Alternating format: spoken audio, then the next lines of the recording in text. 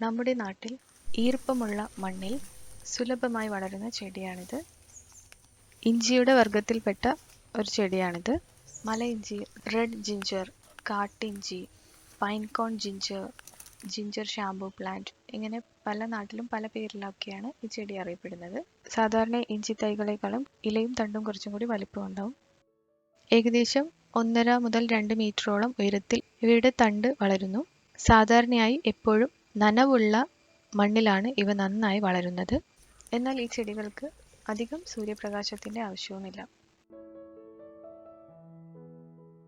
ഈ ഷാംപൂ പ്ലാന്റിന്റെ മെയിൻ പ്രത്യേകത ഇതിലെ ഈ റെഡ് കളർ കോണിൽ നിന്ന് നാച്ചുറൽ ആയിട്ട് ഷാംപൂ പ്രൊഡ്യൂസ് ചെയ്യുന്നു എന്നതാണ്. അതായത് നമുക്ക് നോക്കാം, കണ്ടോ, ഈ ചെടിയിലെ ഈ ഭാഗം ഇങ്ങനെയൊന്ന് പ്രസ് ചെയ്ത് കൊടുക്കുമ്പോൾ തന്നെ ഇഞ്ചിയുടെ മണമുള്ള അധികം കൊഴുപ്പില്ലാത്ത ഒരു ദ്രാവകം പുറത്തേക്ക് വരുന്നു.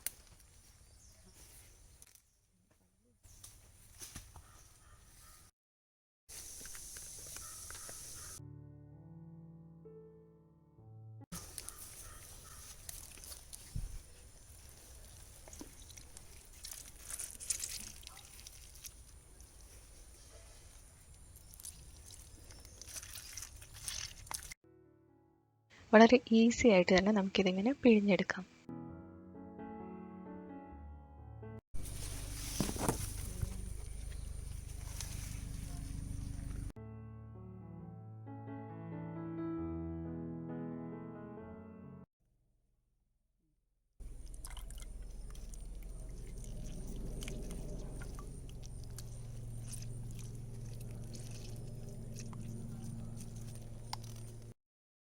നാച്ചുറൽ ഷാംപൂ ആണിത്. അപ്പോൾ ഇത് നമുക്ക് തലയിൽ ഷാംപൂവിന് പകരം യൂസ് ചെയ്യാം.